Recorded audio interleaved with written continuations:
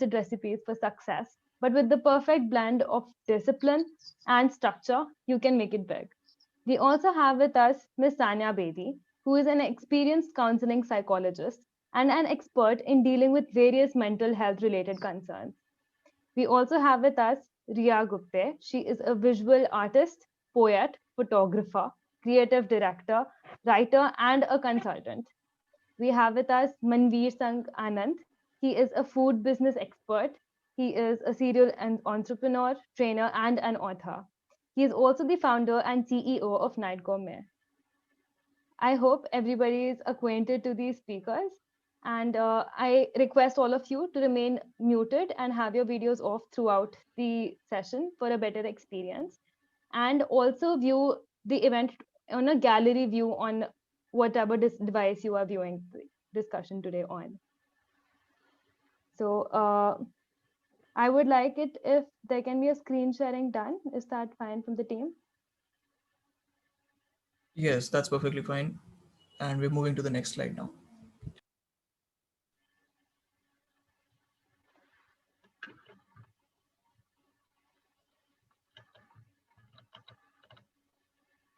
So the flow of the event is such that there are a few topics that our panelists would be discussing upon. And the panelists would be choosing from which topic they wish to start today's discussion. And in a minute, there will be a screen sharing that will take place.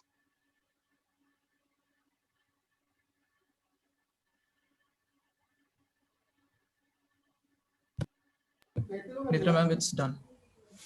Okay. So on your screen, I think there are a couple of topics that are there, and I request the panelists to choose which topic would they like to commence today's discussion on.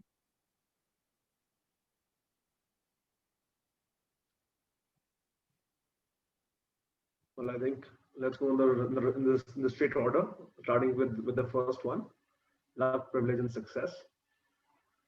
Okay. Are all speakers comfortable with this topic? Yeah, sure. Yeah, of course. Okay, so I'll be reading aloud the question, and any of the panelists who are willing to start can start the discussion. So the question is, when successful people are usually asked about the secrets of success, we mostly hear answers revolving around passion and hard work. Do you think that people overlook factors such as privilege and luck?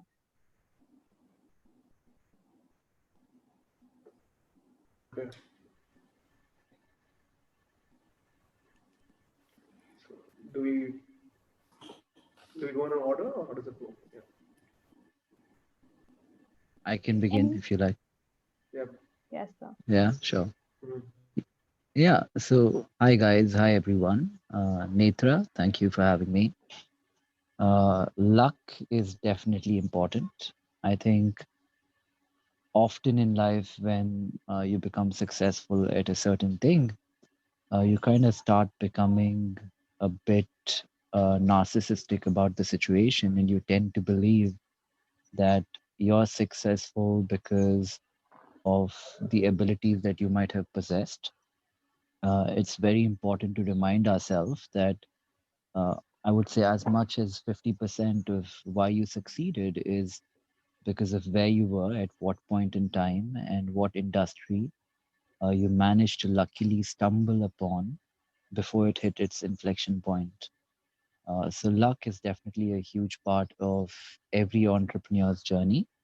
I think in many ways, picking the right industry at the right time is almost as big as the problem one is trying to solve to begin with. Yeah. Absolutely. I think, can I go in? Yeah. Can I go in? Yes, sir, absolutely. Okay. Yeah, so absolutely agree with Nikhil on that part. And I definitely believe in the saying called luck is opportunity meets preparedness. While I absolutely agree that luck and privilege is something which I definitely believe you're either born with, or you know, like they say, you tend to get lucky. But one thing which we often end up forgetting when we talk about nepotism and we talk about a lot of things to do with respect to people being privileged or people being lucky is that sometimes they've been able to leverage that particular opportunity because they've been prepared. And that's where I definitely believe that the concept of hard work and passion, two coupled together, really make you lucky. There was this saying I heard a long time back which says, the harder I work, the luckier I get. And I definitely believe in that, that while yes, the privilege and the luck is something you can't really control, but when you actually work towards whatever you're working on, and you're putting that kind of effort, so the fact the propensity, or I would say the odds towards your luck really tends to improve. So yeah, I mean, I personally believe that while luck and privilege plays an immense role, you can't really I would say demean the fact that it's not really important. But I would always say that coupled with these two factors, and once you're prepared, that's when you get more lucky comparatively. That's how it works. Yeah, I'd also like to talk about how where these discussions about success and luck and privilege happen. They usually happen at events or in magazines, which are already catering to a certain kind of a speaker and a certain kind of an audience.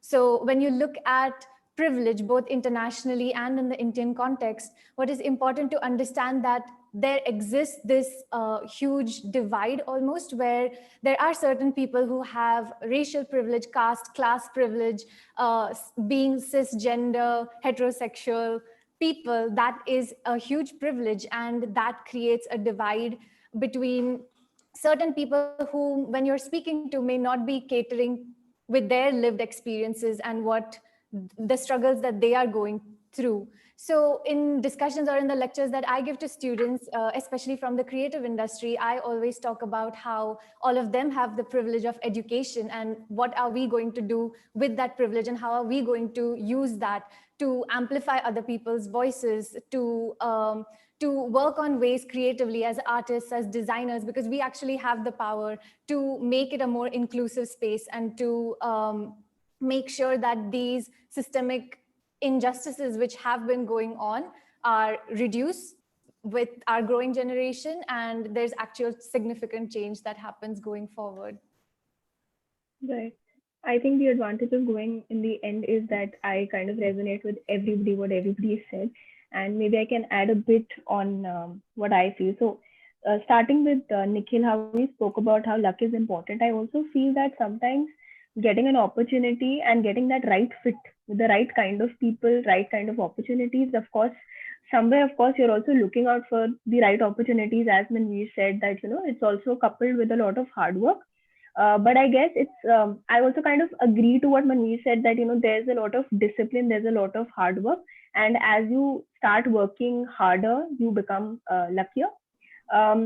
Talking about privilege, I personally am somebody who always mentions this, even when we're talking about very basic things. So say, for example, as a psychologist, when I tell people that, you should practice pause rituals, you should take a break, try and practice self-care. There also, I always mention that here I'm talking from a point of privilege where I can actually indulge in self-care. There are a lot of people who cannot take any sort of breaks. So I guess what Riya said, that it's very important for our generation to be aware of this and not be ashamed of it. I personally feel that so many people do not talk about privilege because they say this is basic, this is basic, everybody has it. But not only in terms of, say, the monetary factors, not only the part of the society that you belong to, but say if as a woman in my family, I was never stopped to study, or I was not forced to marry at a certain age, I consider myself privileged as compared to somebody else who may be struggling for such basic rights. So like Riya said, it's really important to bring this up, especially for generation like you and I, that we should be aware of it and we should acknowledge it. There's no shame in this, I feel personally.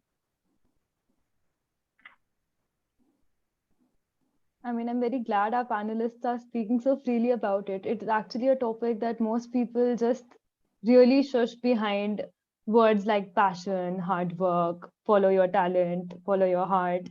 And I'm glad everybody's so openly discussing about it, actually. See, of course, I believe that passion plays a very important role, because how do you stay disciplined? Of course, you have to be motivated, that too intrinsically motivated more than extrinsically motivated. But somewhere you cannot let go of the advantages that you have over somebody else. If today in a COVID situation people are leaving their jobs, they are struggling, while we are today talking with stable internet connection and a roof on our head, we are privileged, and we are lucky because we can work. We have, say for example, when the pandemic happened, I used to have in-person sessions. I am privileged that I could have an online session with my client because I had the devices and everything. So I'm lucky. However, I'm also disciplined and passionate, and also I am privileged. These are all factors that need to be considered and acknowledged. Yes, ma'am, absolutely. Absolutely resonate with both, and one factor which Nikhil rightly pointed out is about being at the right time at the right place. I definitely feel that while luck brings you at the right time at the right place, but if you don't do anything with that, it will go to dogs, right? So idea is that like I said, while luck, privilege, a lot of people are born with typically, but if you don't do anything with it, it's idly worth nothing typically, right? So yeah. Absolutely. Yeah. If any audience has any questions regarding or for any of the speakers, they could leave it in the chat box and I will address it.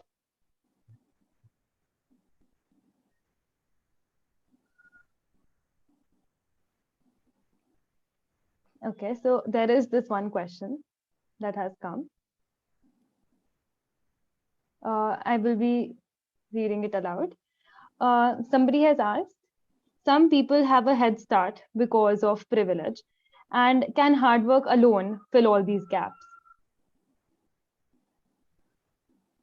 I feel hard If work I alone. sorry, Sorry, should I go go ahead? ahead, please. I Yeah, feel yeah, please. hard work alone is it's difficult in that sense, because if there are certain systems in place which are holding you back intrinsically, then it is much more difficult for you to have the same landmarks as somebody else who probably had all of those things already paved for them. But even in that context, I feel hard work has to be coupled with smart work as well. So to understand yourself, to understand what your positive points are, to understand where your growth sort of lies, that kind of combination can still allow you to go a really long way. And finding your community and finding like-minded people to talk about these things with, who would have the same lived experiences as you, is really important as well. And hopefully also having allies along the way to help you go through with your journey. True, absolutely. I also believe the same way that I mean, of course, it is difficult. Like I said, that uh, as a mental health professional, I always say this, that we lose our battle with mental health when we do not acknowledge our struggles, when we do not acknowledge our feelings, right? So I completely understand that it is difficult. Now the point is, you acknowledge it is difficult, but is it impossible? I do not think so, because I guess there are very few people who get that head start. A lot of us start from scratch. So I don't think it's impossible, but definitely it is more difficult than people who have advantage. And there's no shame in accepting that. Well, just my 2 cents to that is that while what Ria and Sanya rightly mentioned, is that while we talk about hard work, we also talk about smart work. The privilege of speaking to bright young minds, which you guys are, is the fact that we know about a fact that the hard work typically in its actual, the physical labor won't really get you things, right? It is always about understanding the opportunity and working towards it.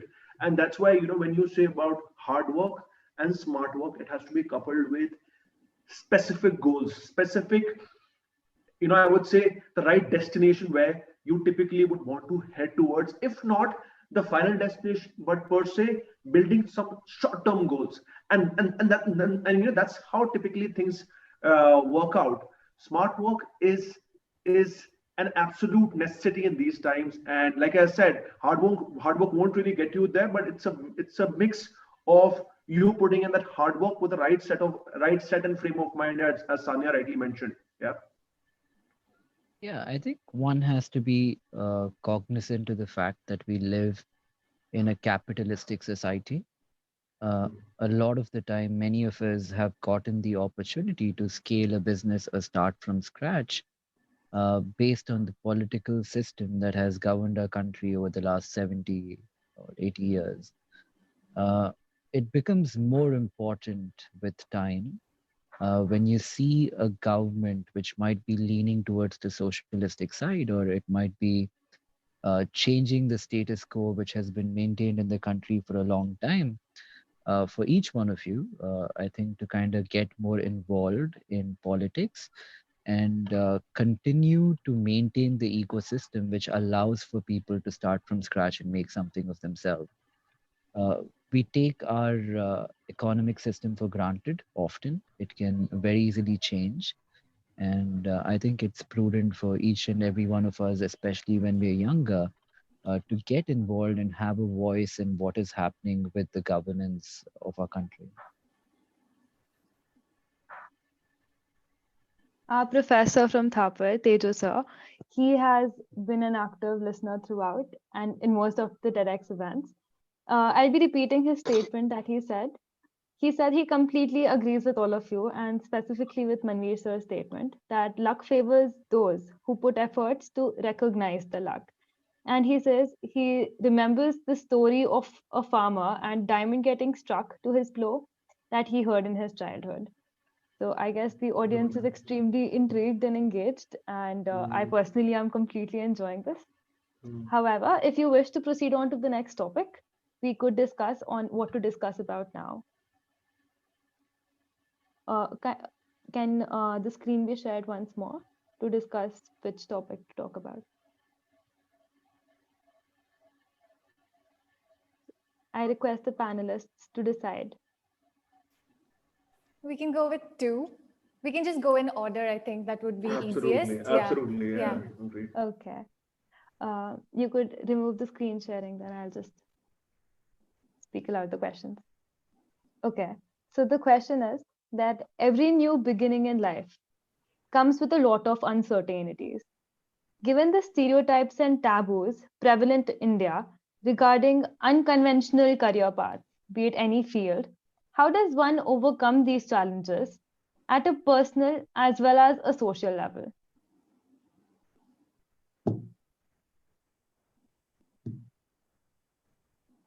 So if I can I begin? Is that okay with everybody? Yeah. So if I speak about my own career, it happens to be unconventional, and there's a lot of taboo around it. I've been practicing for about 6 years now, so I'm talking about a time when I chose it as a career. It was difficult because um, people tend to equate your career options with the perceived money that you will earn. And there's a thought process that if you cannot earn well, then why are you wasting your time? Now, with uh, with this, there's also a generic thought process that if you are a bright student, then you are definitely wasting your time because you are choosing something that is not great. So when I was in school, I selected commerce and maths. Maths because my father believed in me that I could do it, which of course was wrong. It didn't happen. I was struggling, and so I thought that okay, I'll go on my sister's path. Like I'll choose maybe BBA, MBA, and maybe get into HR or something and do that. But when I kind of got selected and I was about to leave for college, I just had a brief conversation with my mom, and she told me that, I don't sense you're very excited about it. And I was like, yeah, it's true. And she had studied that, so she told me that, why don't you try it out? Till graduation, like when you enter graduation, so you're in, so I'm from DU. So DU is relatively very progressive. So people don't really judge your choices in college. So when you spoke about how do you deal with the social aspect, so in college I did not really face any sort of issues like that. But of course, when you meet your friends and family, they always uh, ask, so what are you going to do? Listen to people's sob stories and earn money of that, or are you going to read minds? Um, what is it that you are going to do with this? You're not even a psychiatrist, so you can't give medication. So what are you trying to achieve out of this? But I feel that what worked for me was a lot of personal conviction in the profession more than any sort of external validation. Of course, I got that from my parents, like my immediate family, my sister, and all that, but not really with the society that I was in. So I personally believe that if one has to choose a non-conventional career option, it's more important to be intrinsically motivated and have the conviction. And I feel then you're able to deal with society by either ignoring them or, you know, letting them know about your conviction.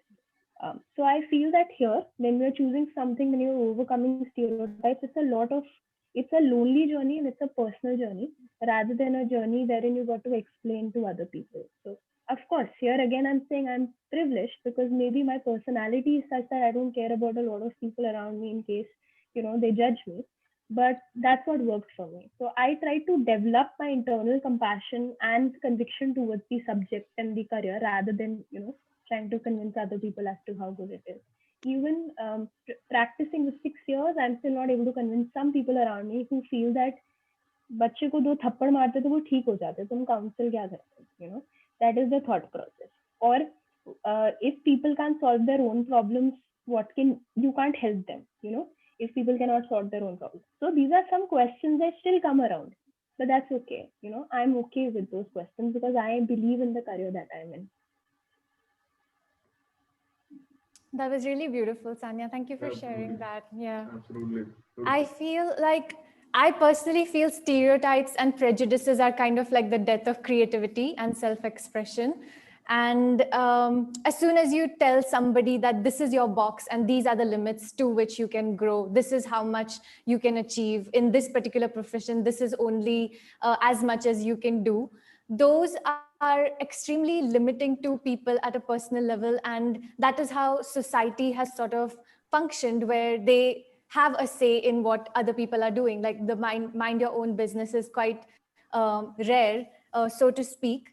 But I feel like what is the conventional path of success is something that we should also reflect upon, because a lot of times the conventional path to success is not necessarily a path which works in this particular day and age. With climate change, for example, or all the things that are happening in the world right now, what is termed as conventional success may not be necessarily the correct way to go.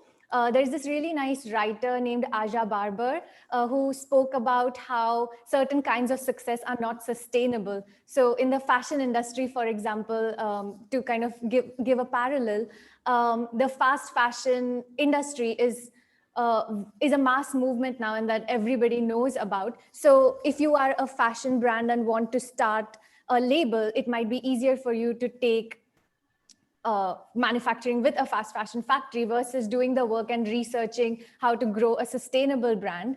But as more and more people start developing and taking the effort to grow a sustainable brand, the sustainable or slow fashion movement gains that momentum, and that becomes the thing that people now want to spend their disposable income on, because they understand that it's better for the environment, it's better for the people, and it's not built, the profits from that industry are not built on the oppression of other people. So that's something to be kind of reflected on, that what is the conventional path to success, and is that something that you want to be a part of? What are the larger impacts of that success? So freelancing, for example, is such a anomaly till date, I would say, that most people don't understand it. But the moment there are more freelancers, it sort of paves the path for the next generation to take inspiration from them, to look up to them, to have that community where they can get advice from other people. So that becomes a really powerful thing. And I feel like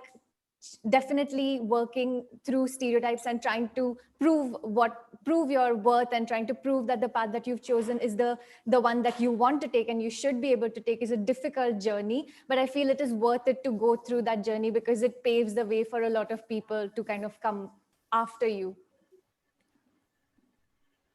Super interesting. Absolutely, I think very interesting question. And how I'd like to start this is just agreeing to what they said, is that nothing has killed more dreams than the fact ki log kya kahenge. And that has been exactly what I think every one of us has typically faced at some point of our lives.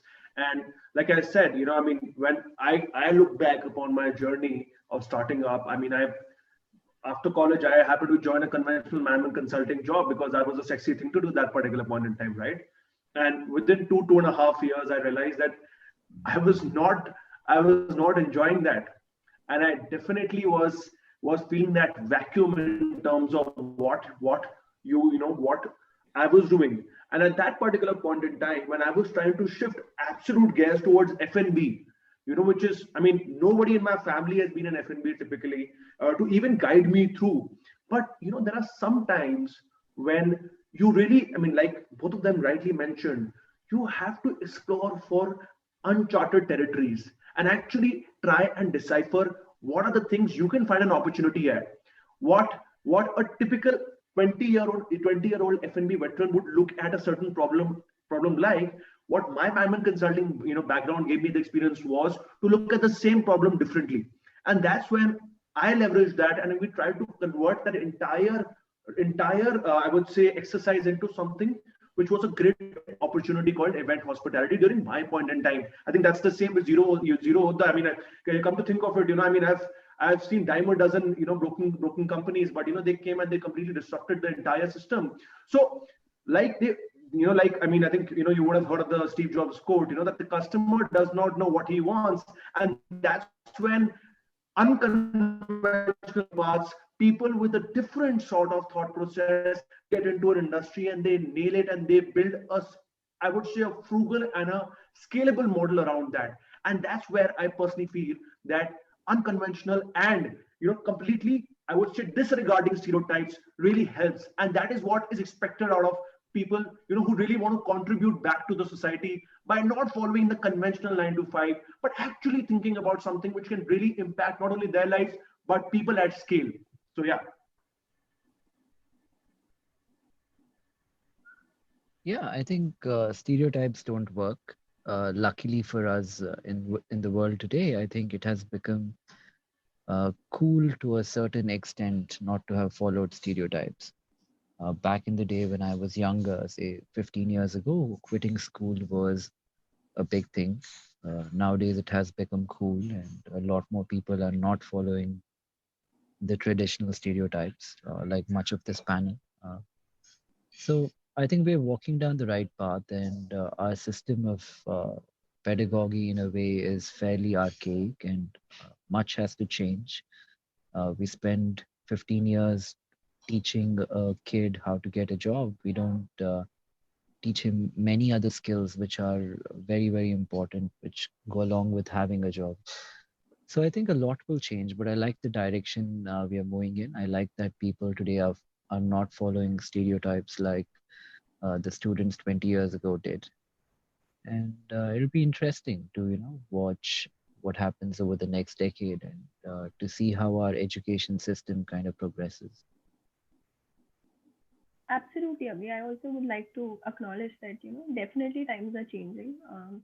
I think Teju sir in the chat also mentioned how he's seen that more number of people are opting for clinical psychology now. So I completely understand how things are changing. Definitely, I like the direction. I also see a lot of colleges coming up with, combinations that was not even imaginable when probably I was in college. So of course, things are changing. We are on the right track. And I guess this generation is, of course, on the right track with all of you people discussing about such things. Netra, you mentioned in the last discussion that you are glad that all the speakers are speaking about privilege, but I'm just glad that you guys have brought this up. So I think that's more important, and that kind of proves that we are almost on the right path as of now. At this stage of life, most of the parents, I mean, in the undergraduation level, say plan बना लो, आगे क्या करना है, BTech खत्म होने के बाद क्या करना है. And there are so many of us who actually don't know where life will take us and what's going to happen. So another question that I had for you is it okay not to have a plan throughout your 20s? I mean, during your 20s, is it okay to just explore and find out what your heart actually sets on? So nobody truly has a plan. I still don't have a plan. Like, if you were to ask me what will happen a year down the line, I think Nobody really knows. And these long-term plans, which are, 5 years down the line, barely ever work out. And even if they do, they don't make you very happy. So I think you should plan for like 6 months and see what happens beyond that, and hope and pray that your 6-month plan works out. So it's totally fine not having a plan. I think Yeah, be and I more think, organic. yeah, and I think 2020 taught us how to not plan and be ready for uncertainty, right? So, guess that's something we can hold on to and be mindful of what we are doing. Absolutely, I agree with both, and I personally believe that I would say 20s is relatively broad because it's a decade typically.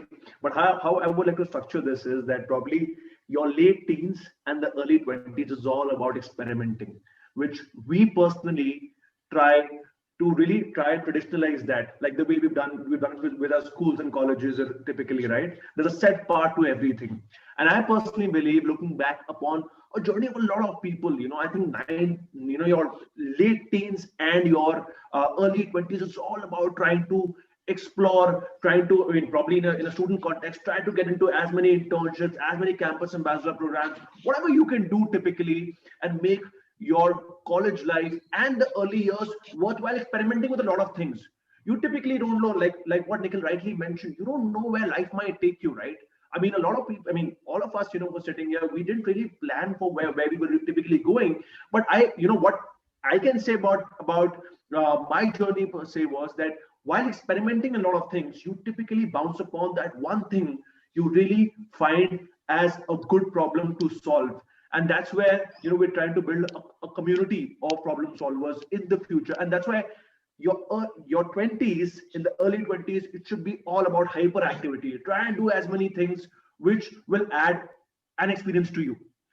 Try anything which adds an experience to you, and you'll really find it worth it. And eventually you'll fall upon those small problems which can be monetized, of course, and something, which you can really try and build a career in the long run, rather than just trying to find a conventional path of taking things.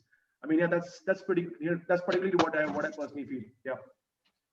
And I also feel that while you even choose your career, right? Say, for example, you've chosen what you want to do, still having an open mindset, open to opportunities, opening to more is very important because, I mean, of course, you can super specialize in one thing, that's okay. But then just generally speaking about how it's important to be open about opportunities, open about learning. So I just feel that, the whole idea of not having a limited mindset is very important to be successful all through your life, even in personal space as well as professional.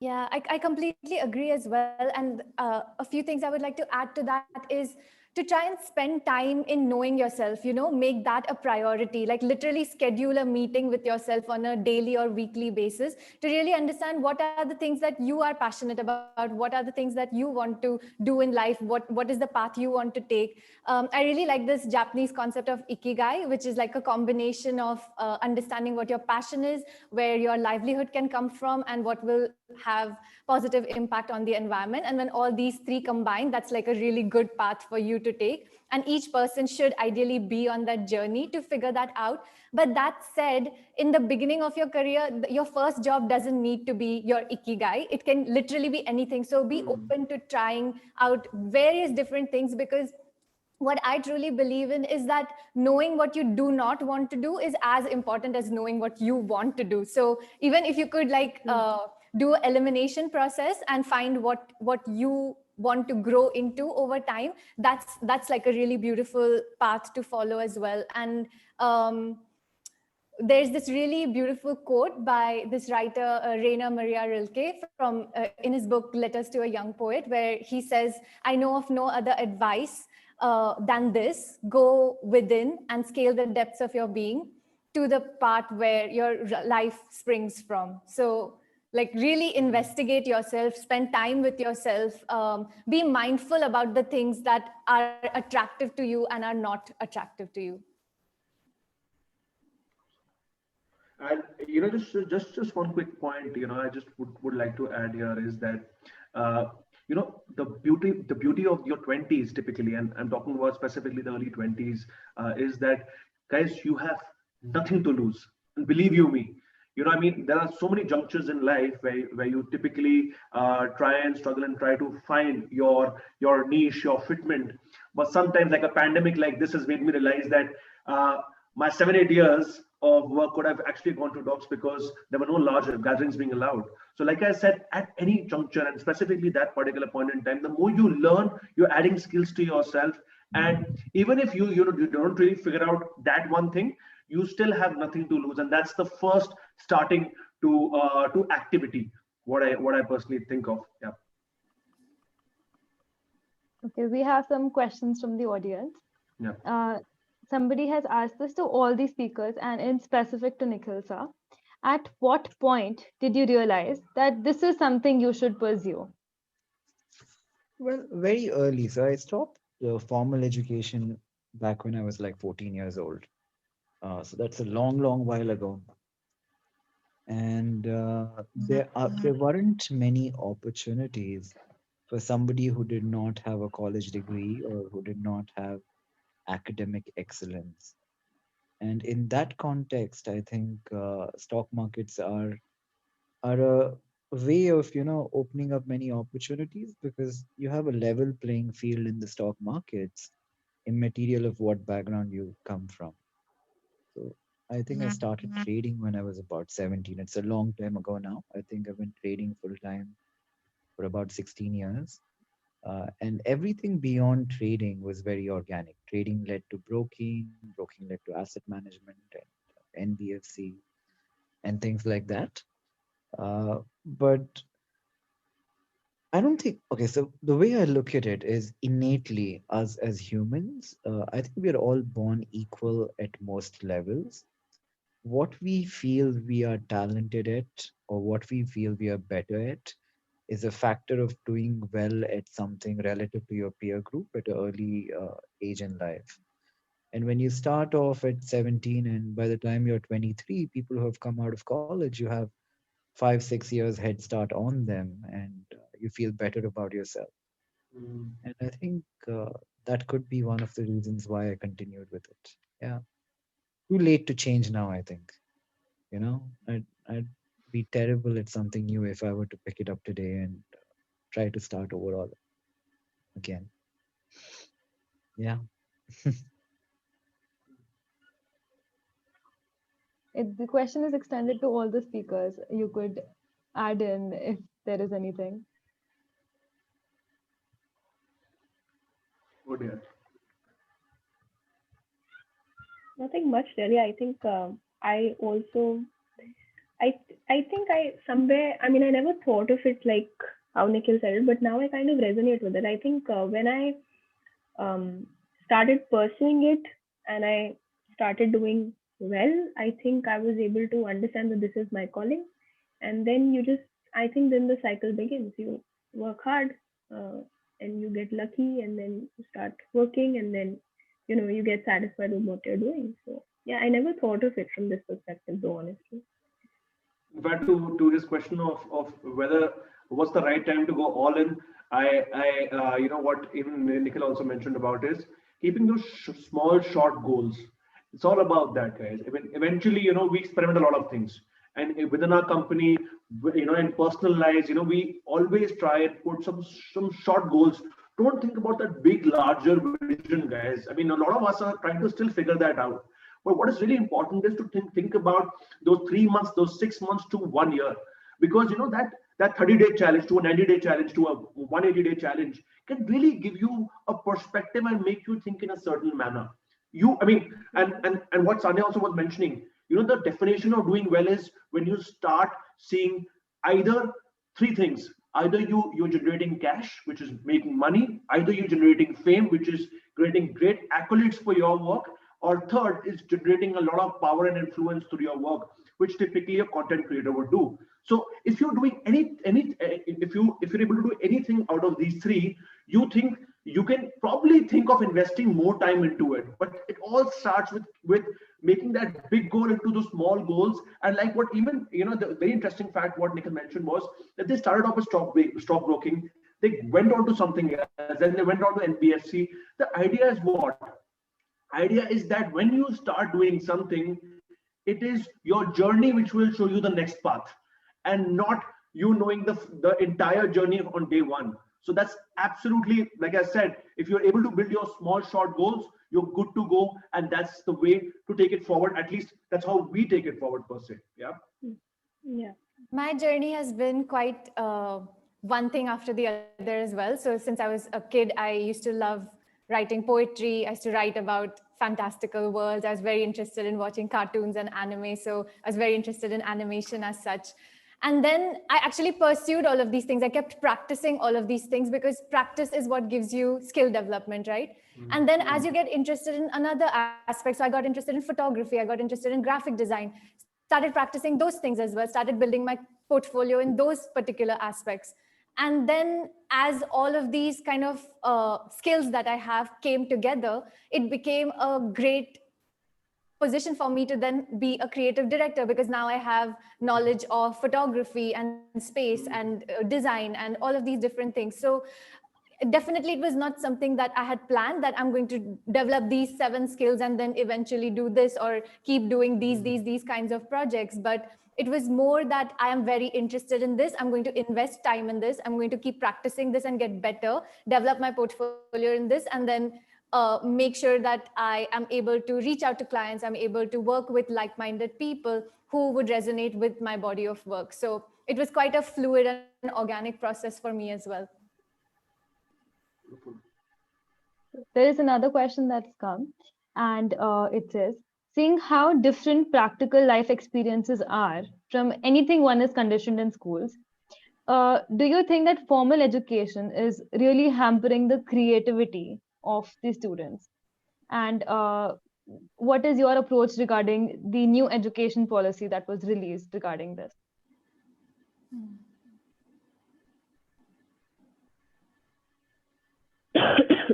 Since we are talking to people who are still in college, it would be a terrible thing to say bad things about it. True. Yeah, and I heard some teacher is on the panel as well. So I mean, let me pass this question on to someone else. Manvir Singh Anand, why don't you take it? I mean, I'll also try to. I would say play safe in this case. But like I always say, it is not about the conventional style of teaching, or vis-a-vis trying to really go out and I mean really go out and explore like liberal arts, for that matter, as a stream. I mean, I think things have been structured all throughout, and I mean, like Nikhil also mentioned, it won't be right to actually comment on that. But what I would say is, in your college, it's all about what you make out of your school and college life. If you're not doing your extracurriculars, if you're not really focusing on the overall all-round experience of your particular school or college life, I definitely feel that you're making one of the biggest blunders. And that's what I personally feel, that while about the validation aspect about the education system, that won't be right, but I believe that a person's performance has to be gauged and evaluated and structured around the overall personality development, and not only the academic performance. And that's how I would see the future education policy really moving, because with the advent of edtech coming in, I don't see I personally see a lot of colleges facing a very tough competition, because like I said, education is all around nowadays, right? And it is only about that physical touch. There's those extracurriculars which will really make colleges what they're supposed to be, and not the academic academic learning per se. So yeah, I mean, that's how I feel about that. I can speak of it from the design education point of view for all the creative people who are listening to this conversation. If any of you are in that field, I feel like in India, especially, design education still has a long way to go. We still have quite a lot of like bureaucratic systems in place which don't really allow for people to design and think, and especially they're not really encouraged to think outside the box. A lot of them are still boxed into these particular assignments that need to be submitted on these dates, and that in some ways curtails creativity. So I feel like a curriculum that could give more openness to students to really explore their interests, could really explore creative creative interpretations of the different projects that they are given would be a more interesting path to take. For example, in our college, we had a lot of guest faculty who brought in a lot more interesting perspectives and a lot more interesting ways of teaching, where they would just take us out of the class, they would show us an interesting movie, and then we would have discussions about it. So that kind of growth and learning really aids creative expression, in my opinion. And that would be great. Regarding the second question, I feel that I don't agree that any syllabus should take away anything that has knowledge about making somebody a better citizen. So, I feel that's something that is not all right. But yeah. So I kind of agree with what all of them said, and I would also like to keep it safe and not really comment on whether formal education is worth it or not, because like Nikhil said, you guys are in college, and we should not be, demotivating you guys in any way. But I would say that in addition to building your personality, in addition to taking part in extracurricular activities like Manvir said, I also feel it's very important to develop some life skills. And again, I would say that 2020 has taught us this for the students who've stayed away from their families, and also life skills. When I not only like basic life skills, but life skills like also being a better listener, being a great communicator. I feel all these things need to, embed, because you can be great at what you do, but you really have to be good and ethical and professional in whatever you are taking up for the future. So I guess all of that is also important. So like Stephen Covey speaks about, that there's something known as the circle of concern and something known as the circle of influence.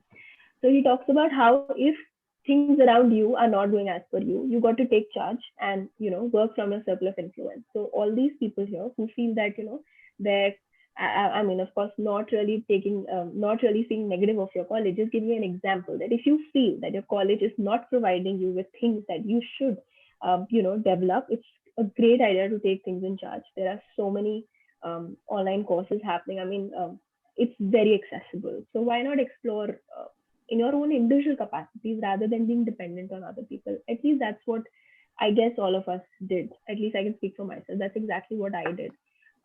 Because I belong to an army background and I've been to 9 schools, changed, I don't know, God knows how many houses, God knows how many locations.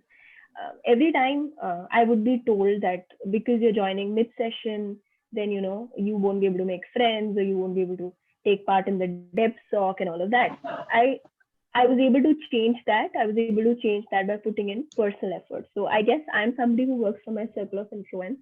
And I would like to encourage you all to do the same, to be more successful.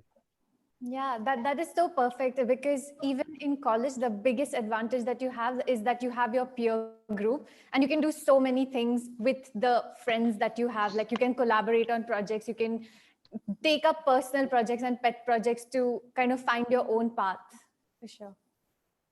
Yes, ma'am. I hope the entire audience is completely agreeing with you, because college is the time of interpersonal and personality development at its peak, frankly.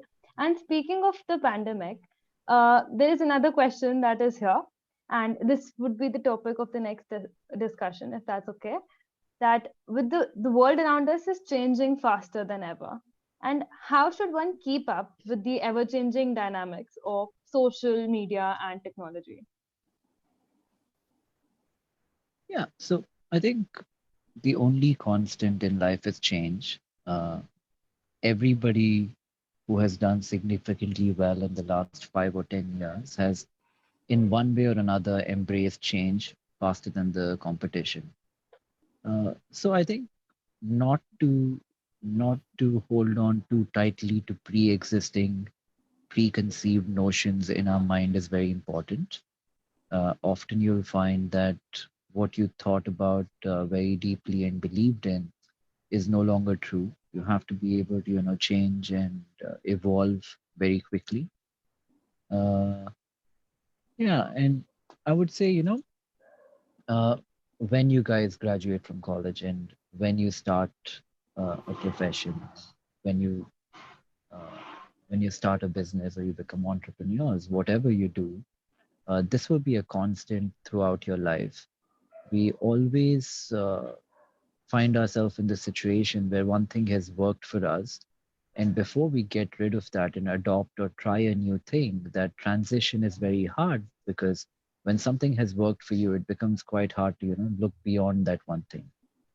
But I think change is genuinely, in my perspective, the most important and the thing which makes companies more efficient.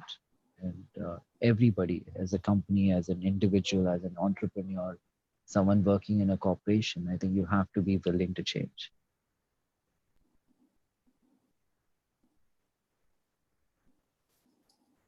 Yes, sir, I absolutely. mean, absolutely. I mean, I think all of us will resonate on the thought, and I think nobody better than me, because I've been an absolutely non-tech guy in the absolute terms per se, because I absolutely was, because there's that constant process of learning and unlearning. When I was leaving consulting, I remember I was doing process consulting apparently. And when I was trying to run a small business, I was understanding that processes don't work in smaller companies, in a small enterprise typically. And that's when, the entire process of this pandemic came in, wherein which, imagine event hospitality, an F&B company. How does an F&B company operate during a pandemic? You can't sell virtual food, right? So what learning came to us was that probably we can try to create the next generation of food entrepreneurs. And like I said, from this process, I really understood that with the advancement of technology and the way things are really changing right now, I think there will be there'll be a mixed approach. I always say, if you understand a bit of lingo, that businesses, every business is a B2B and a B2C business in some or the other way. There are always some bulk customers and there are some retail customers. Likewise, I take another analogy that every offline business which was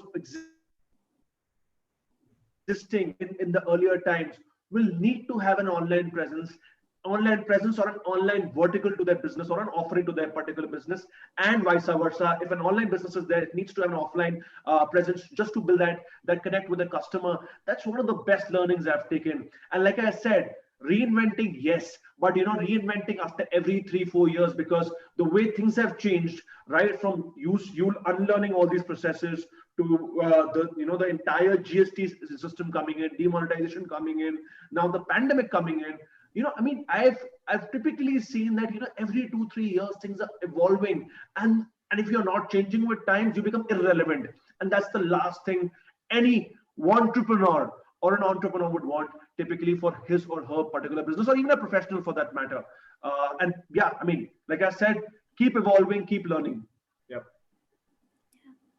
I can talk about this from like a very practical perspective, especially for students. Maybe this might be helpful. Like, technology and social media both can be super overwhelming, and especially when you graduate from college and you're looking to put up your portfolio, or you're looking to have a social media presence, it can be there can be a lot of self-doubt, and it can make you feel like, how do you sort of go about it? So I would say start really small and figure out the small steps that you can do on a regular basis, which you can make into habits or rituals, and start off with something that you are sort of comfortable with. So for example, if you're somebody who wants to get into photography, there are so many cameras, right? And it could be overwhelming, difficult. There are so many softwares that you may need to learn. So start with the basics, start with one camera that fits in your budget, and probably that's a camera that's going to last you the next 2 to 3 years, unless you need to like print really large images. So you'll be fine. So just start your practice. Start with the intention to take photographs every single day with the device that you have. Start learning one single software where you can help yourself to edit images, and start improving on that. Similarly, with social media, if you are a visual person or a graphic designer, maybe Behance or Instagram is good for you. So start off with one single platform, post regularly. That could be once a day for somebody. It could be once a week for somebody else. That's fine. Figure out what works for you and do that. And explore different platforms. Like if you're a writer, maybe Twitter is right for you. So even invest the time in finding out what is the platform that social media wise that could work for you. Do it for a consistent period of time. And once that becomes a habit, once that becomes easier for you, then you can move on to another and then have presence on 2 different platforms, which might be helpful. There's also this really brilliant book by this author named Austin Kleon called Show Your Work. That's a very easy read. It's this beautiful little square book, which I feel could be useful for any students looking to start off with sharing their work or their thoughts on social media. So do check that out if that's possible.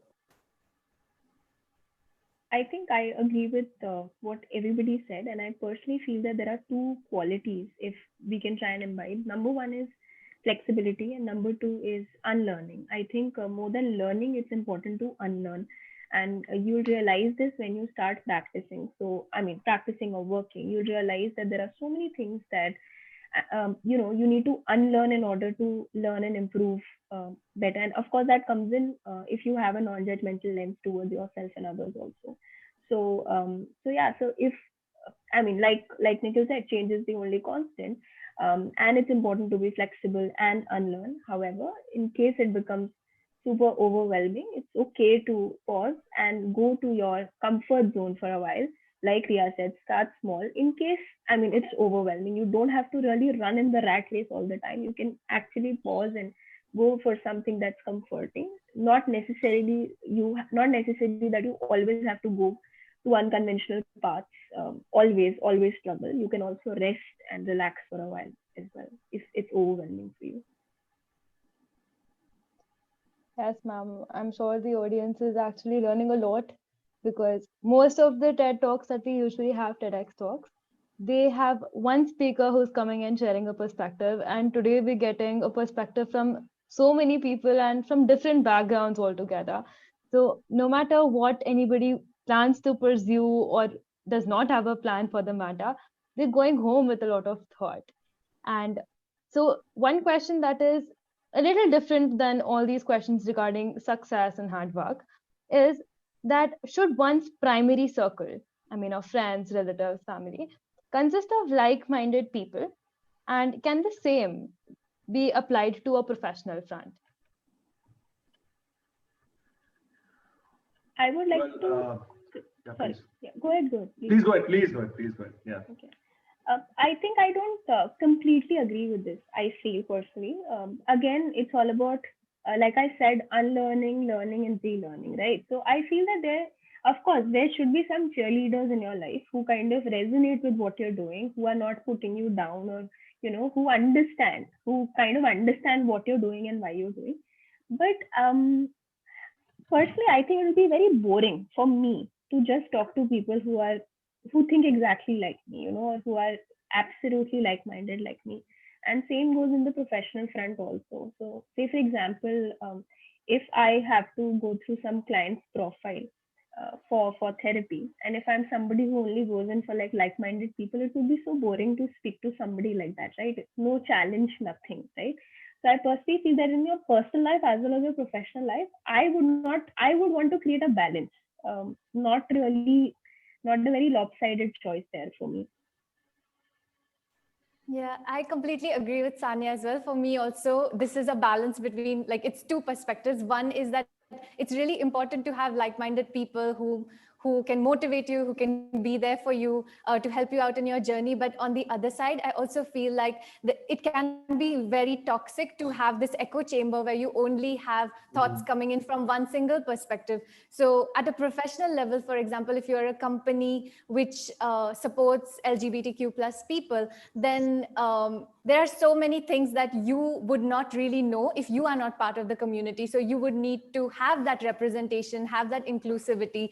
And inclusivity as such is a word that needs to be kind of thought about from the sense of what does inclusivity mean, and to what level are you in a professional environment being inclusive. For example, do your contracts have pronouns which allow for non-gender conforming people to feel comfortable, or do your policies have partner instead of husband or wife, So these kinds of thoughts will start coming in only when you have people with different perspectives, different experiences, who come in and openly discuss what makes them feel included at an individual level as well. If you are a photographer, a writer, always knowing about other stories, taking inspiration from other people's struggles or journeys, can give you such a larger perspective on your personal work as well. And it's something that you can then be mindful of in what you're creating as well. So for me, it's also like a two-part thing, and I feel there needs to be a balance of both. And it's great if everybody can take the effort to learn and know more about people who are not like them, and to empathize and to create that sensitivity within themselves for them. And I think that comes a lot when you try to be non-judgmental. I think we are open to, like you spoke about inclusivity. I really like the example that if you are not from the LGBTQ community, how, and if you're not open to understanding their perspective, then how is it that you're progressing per se? So completely resonate with what you said. So I feel that, like I was speaking about life skills, I think non-judgmentality is also a life skill which is so important, especially for us, today's generation, if you want to see change. Yeah. Absolutely. Well, I would just like to first share this beautiful quote by a mentor called Dan Pena. Just follow him. He says this beautiful line called, "Show me your friends and I'll show you your future." And guys, let me tell you, that's so true, because it is all about the inner circle of friends, which you keep. And it does not really mean having those inner circle of friends who are like what Ria mentioned, an echo chamber per se. What you need is typically contrasting views, but guys, please be very sure about the kind of people you are hanging out with, because it will really define not only your ambition, your aspiration, but also how you look at life. What might be right for you might not be right for the other person. And it is all about building those perspectives. But at the same time, try and gel with people with the right aspiration, because your aspiration will really, I would say, help you build and embark onto something which will really impact you in times to come. And contrasting views is always good, come what may. You don't want to be in an echo chamber where in which everyone is agreeing to what you say. You'll not learn in that process. You learn when there's friction, and that is what you typically should be focusing on at this particular juncture of your life. Or that's something which I personally look into, even till date, that I maintain that inner circle of people whom I can reach out, if not their friends but mentors, who can guide me on specific topics of finance, of my life per se. And if there's a personal query, probably, and if there's a professional query, anything pertaining to your specific aspect, you should maintain an inner circle of friends or mentors, irrespective. We'd really like you to share your thoughts, Nikhil sir, as well. Sure. Yeah. No, I second what Manvir said. I think we often find ourselves in this space in life where we have people who have a negative influence on us. You don't realize when and how it happens, but with time you can recognize who these people are and how to stay away from them. It's very important to have people who kind of believe in you, people who are optimistic in life, people who are not petty about various different things. It's important to surround yourself with people like that. I'll tell you something from my personal experience. I was a few years ago, or many years ago, doing well professionally, but I had the kind of friends who were too fixated on the tiny things in life. And it makes everything look like it's not worth it. I don't think anybody should put themselves in that situation, and it is important to choose the right kind of people. I think the key here is to not have too many and have few, but have better ones who are those few people who really care for you and you care for them back. Yeah. So I agree. I agree totally with Manveer, and yeah, hopefully somebody puts it in practice, and it helps them.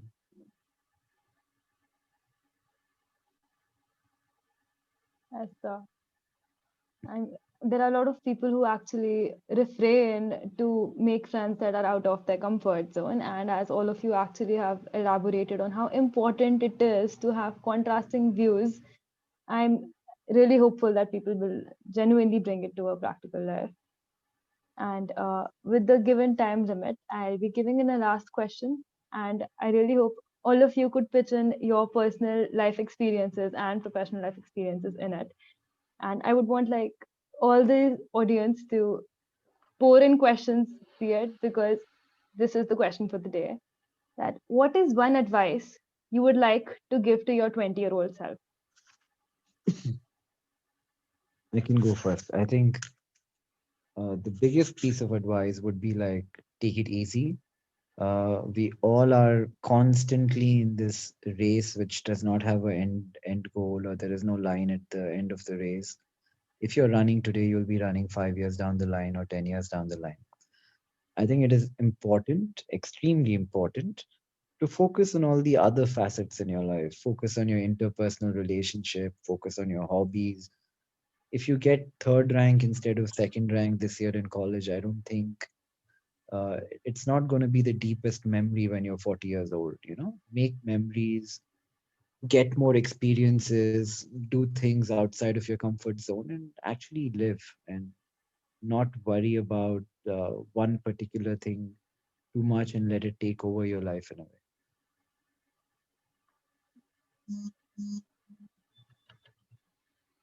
Well, what I'd say is, what I would tell my 20-year-old would have been that, travel for work, explore geographies. There's this saying called the world is your playground, and that's something I never used to believe in when I was 20, where I was still very fixated with the fact that I have to stay in Delhi and I have to really figure out things. But it's only when I started exploring new geographies I realized that you can typically work across any part of this world, provided you have the willingness to explore and actually find opportunities. And I think, of course, after in the late 20s, I was really able to explore that part. But had I started exploring that much earlier, it would have been great. Travel for recreation, travel for work, travel for exploration, but try and broaden your horizon, because, like I said, uh, it's all about, I mean, trying to really see a bigger, the bigger world outside, and not just the home or the set of friends you're living around. The world is a big place, and there's a good opportunity to be leveraged by anyone and everyone. Yeah.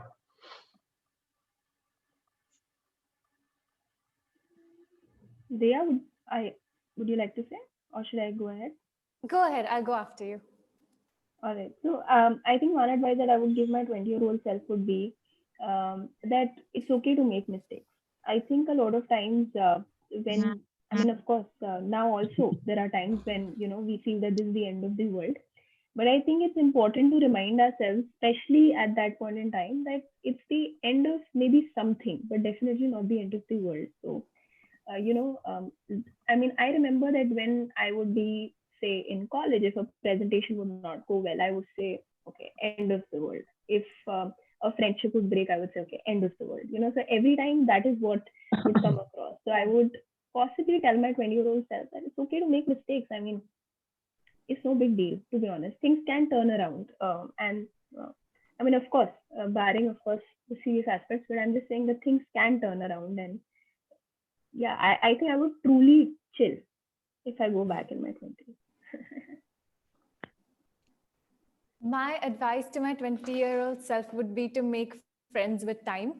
A lot of times after your teenage years, you are sort of chasing after so many things. And I definitely was not taking a vacation, not taking care of my health.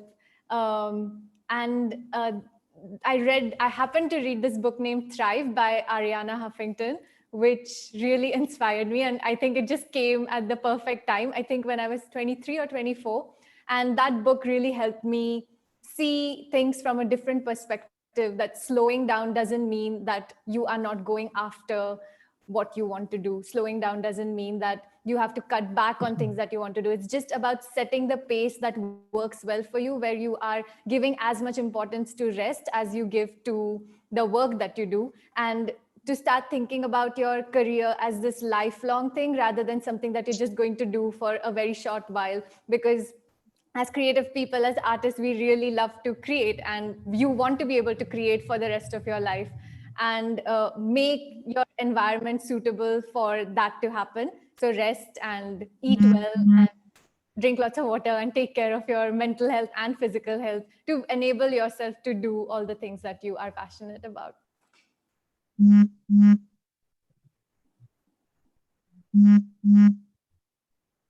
If there is any question from the audience, kindly send it. We will take one last question and then we'd be wrapping up today's panel discussion.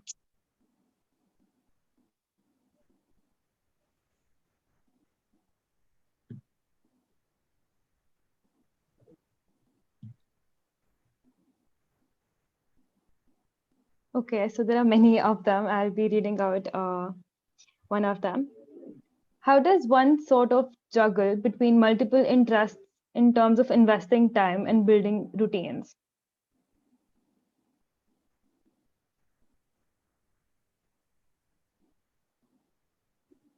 I think Ria kind of answered that in one of the questions where she said that it's important to start small and it's important to kind of explore short-term goals, as Manvir and Nikhil said. So I think that works. And I mean, I personally feel that you can juggle, but if it's planned, if it's an organized juggle, then it makes your life easier. Yeah, so I think we kind of answered it before.